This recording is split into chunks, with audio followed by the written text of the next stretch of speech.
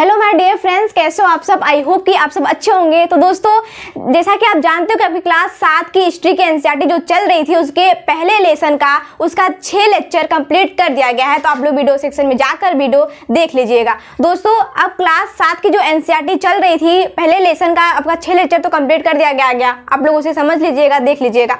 अब आज मैं उसी पहले लेसन का जो भी आंसर मैंने आपसे कहा था कि जो भी इसमें प्रश्न खड़े हो रहे हैं, जो भी इसमें प्रश्न बन रहे हैं, हम उन सबको सॉल्व करेंगे। तो आज हम उन्हीं प्रश्नों को सॉल्व करने जा रहे हैं। आप लोग अच्छे से ध्यान से देखिएगा।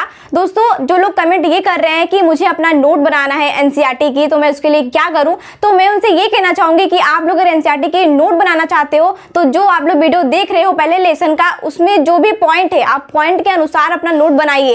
एंड उसमें जो प्रश्न खड़े हो रहे हैं हम उस प्रश्नों को भी अभी सॉल्व करने जा रहे हैं। तो आप लोग ध्यान से समझ लीजिएगा और जो ना प्रश्न समझ में आए तो उसे कमेंट में जरूर कीजिएगा। हम उस आपकी जो भी कंफ्यूजिंग होगी उन्हें हम जरूर दूर करेंगे। ओके गाइस, तो हम चलिए अपने प्रश्न में चलते हैं। तो जैसा कि आप देख रहे हो यहाँ पे लिखा है पार्ट 1 इस्लाम का भारत में आगमन। तो ये चैप्टर पढ़ा दिया गया है। इसके पूरे 6 लेक्चर कंप्लीट हो चुके हैं, तो आप लोग उसे देख लेना।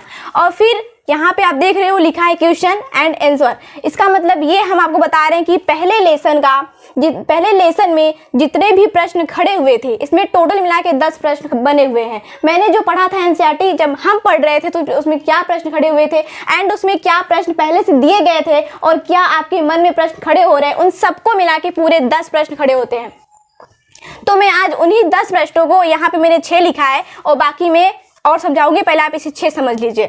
उसके बाद यहाँ देखिए, यहाँ पे लिखा है क्वेश्चन नंबर 1। तो क्वेश्चन नंबर 1 क्या है?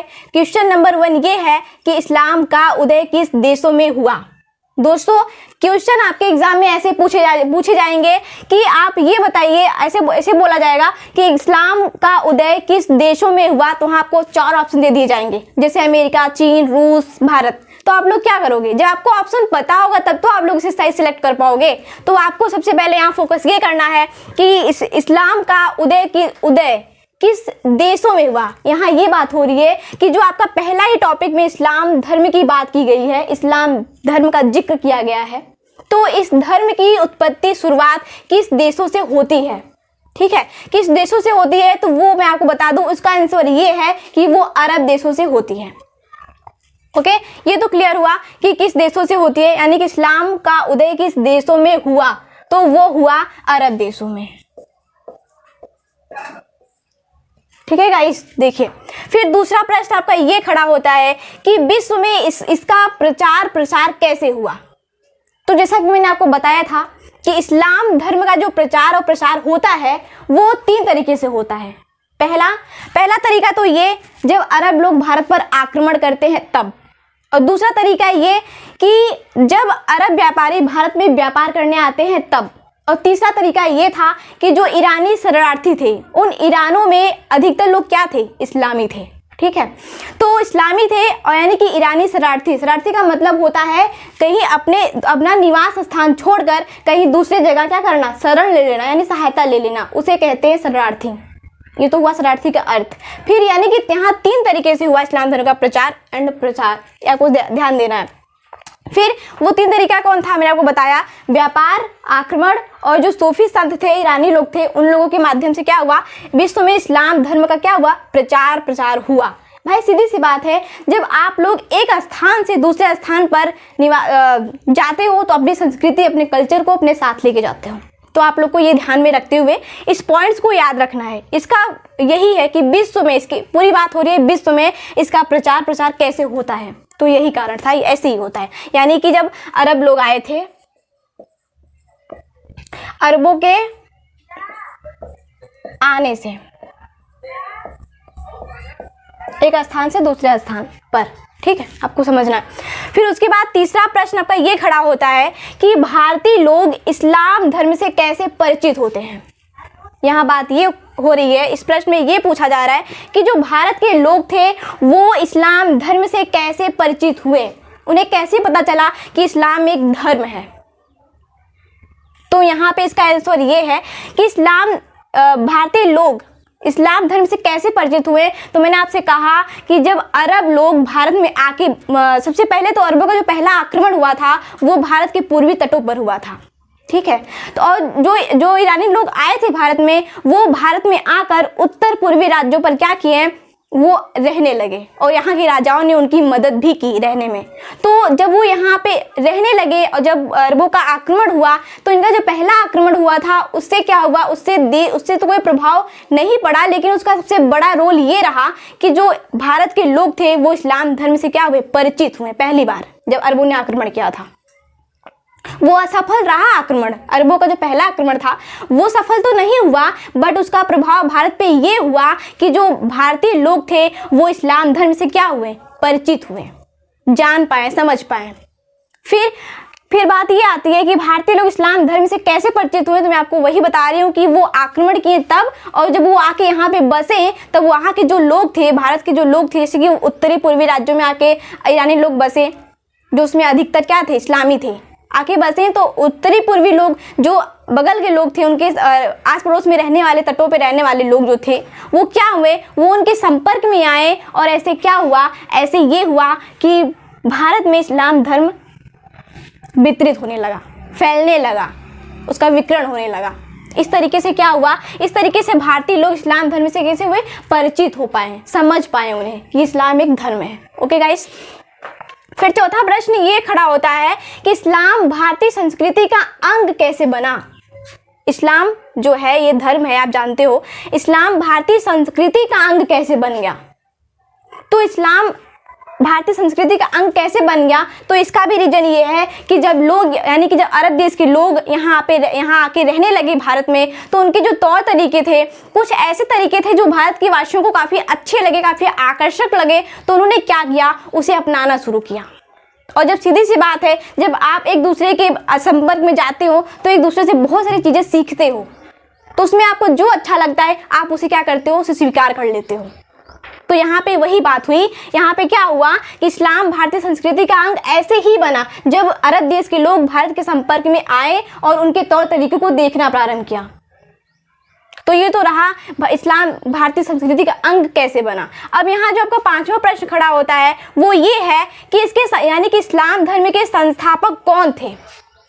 तो मैंने आपको, जब मैंने इसका पहला लेक्चर पढ़ाया था, तो उसमें स्टार्टिंग में ही आपको समझाया था, एक्सप्लेन किया था कि इसके जो संस्थापक माने जाते हैं वो हजरत मोहम्मद साहब जी माने जाते हैं। ठीक। फिर आपको यहाँ जो छठवां क्वेश्चन खड़ा होता है वो ये है कि हजरत मोहम्मद के जन्म के समय अरब देश का जनजीवन कैसा था। ये देखिए, ये सारे क्वेश्चन जो हैं बहुत ही इंपॉर्टेंट है। जब भी इस्लाम धर्म का जिक्र किया जाएगा तो ये सारे क्वेश्चन जरूर पूछे जा सकते हैं। तो यहाँ पे छठवां क्वेश्चन आपका ये है कि हजरत मोहम्मद के जन्म के समय अरब देश का जनजीवन कैसा था। तो मैंने आपको बताया था कि सबसे पहले तो आपको ये जानना है कि हजरत मोहम्मद का जन्म स्थान क्या था। वो था अरब देश। अरब देश में मक्का नामक शहर में वो रहते थे, जहाँ उन्हें 622 ईस्वी में मक्का से मदीना जाना पड़ा था। उसी को कहा गया था हिजरत, मैंने आपको समझाया था। फिर यहाँ पे बात यही है कि जिस समय अरब देश में इनका जन्म हुआ था हजरत मोहम्मद साहब का, उस समय अरब देश के वासी जो थे उनका जनजीवन कैसा था। तो मैंने आपको बताया था कि उस समय अरब देश के जो वासी थे उनका जनजीवन काफ़ी अच्छा नहीं था। वो लोग आपस में विरोधी थे एक दूसरे के। क्यों, कैसे विरोधी थे कि वो कहते थे मैं इनकी पूजा करूंगा, तो वो कहते थे नहीं मैं इनकी पूजा करूंगा। तो ऐसे बहुत से विवाद थे, अलग अलग सोच की वजह से, यानी क्या हुआ, वहाँ पे विवाद उत्पन्न होते थे। और हजरत मोहम्मद साहब क्या करते थे, उनमें भाईचारे की भावना को जागृत करना चाहते थे। तो उस समय हम कह सकते हैं कि अरब देश की स्थिति काफ़ी अच्छी नहीं थी जिस समय हजरत मोहम्मद साहब का क्या हुआ था, जन्म हुआ था अरब देश में। ओके दोस्तों, तो आपका ये 6 पॉइंट जो है, जो ये पूरे 6 क्वेश्चन आप देखते हो ये तो क्लियर हो गया। और बाकी जो क्वेश्चन है उसे आगे भी एक्सप्लेन करेंगे। दोस्तों आपका 7वां प्रश्न ये था कि अरबों तथा भारतीयों ने एक दूसरे से क्या क्या सीखा था।